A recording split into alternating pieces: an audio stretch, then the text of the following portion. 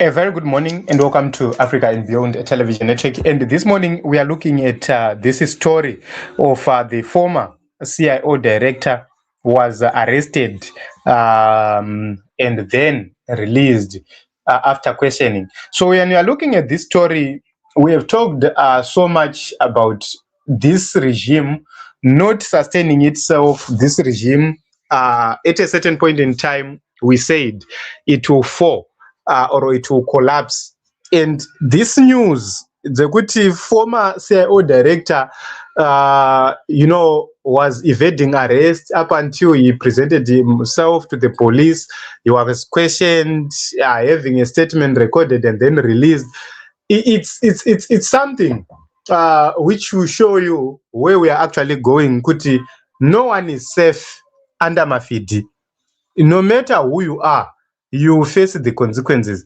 Imagine Kuti, they are questioning the ex-CIO director a year after something is reported. And you ask questions, why? So this is very important. The report said that the SEC, the Central Intelligence Organization Director, General Fountain Mangwanya, was questioned by police in Harare on Wednesday, allegedly over threats of murder made while he was in office. And they attempted to arrest Mangwanya on Tuesday, but the former chief spy eluded them, and he then presented himself at Harare Central Police Station on Wednesday in the company of his lawyer, Musindo Ungwe. And then, according to the report, Ungwe declined to comment on what had transpired. But according to the information, a warned and cautioned statement was recorded from Mangwanya. And this matter is said to be related to the complaints which were made against him in June last year when he was still CIO Director General. And according to the allegations, he threatened to kill a businessman and his family during a dispute. So the question is, why are they acting on this issue now? This is where everything is. And then we talked about Mangwanya when he was fired. And we said his major crime was to save the president of Emmerson Mnangagwa by making sure that Mnangagwa does not extend the term to 2030.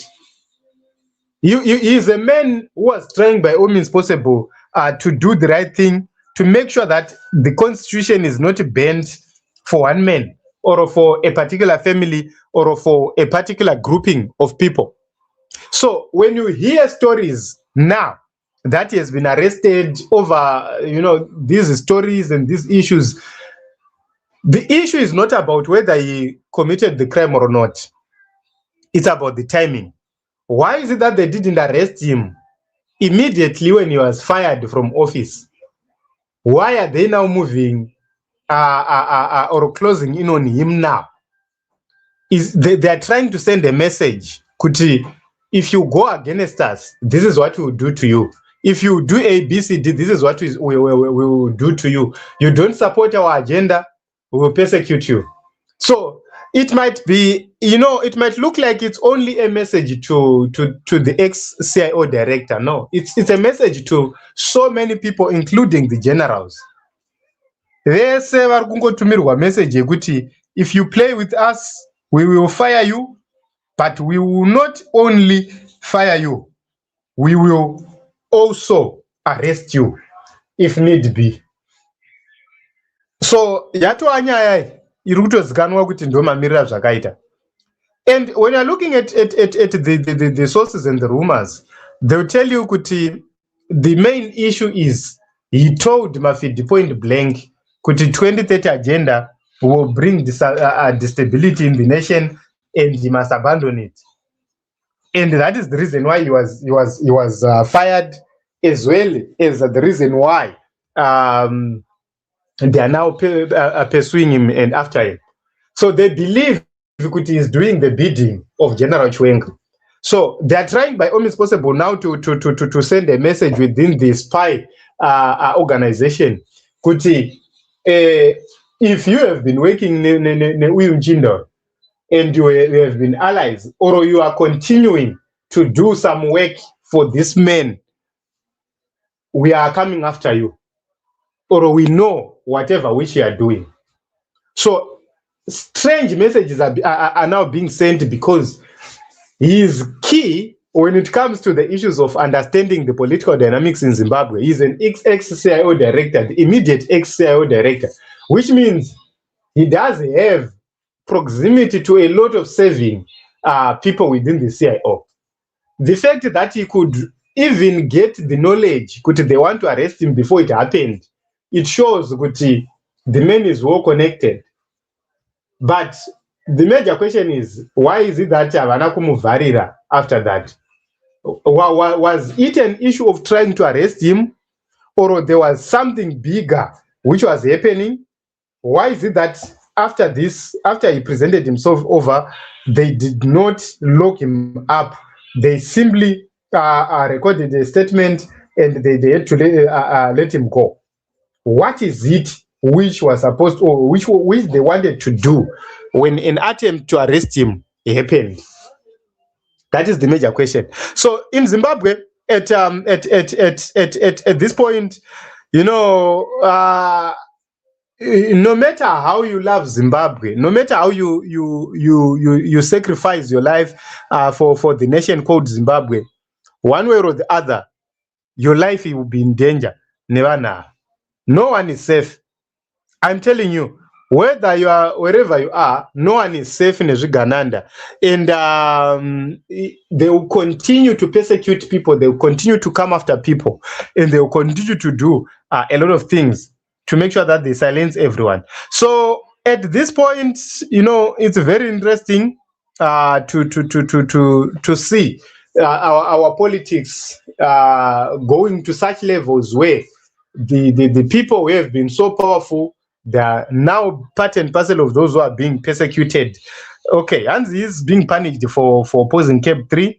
Okay, so it will be very interesting to see how everything is going to unfold in the nation of Zimbabwe. The question is, will the changes being made save the regime? Remember, Vakachinja CIO director recently, they changed the Presidential Guard Command, they changed the Police Command, they changed the National Army Command, they changed the Zimbabwe Defense Forces Command. Everything is being changed. Will these changes yield whatever which they want? When everyone who is being put in a position knows that he might be next in terms of being arrested, will these changes work? Are we not going to get to a position or to a situation where so as of now, everyone is waiting to see the moves of the generals, to see what the generals have. Have they been castrated effectively, or they still have influence and power beyond talking? We don't expect generals to be talking like us. Isisu tinotaura because hatina rimwe simba ratinaro kunze kwekutaura. Koma generals vanosita simba rekudzvanyirira vamwe. They should show their power.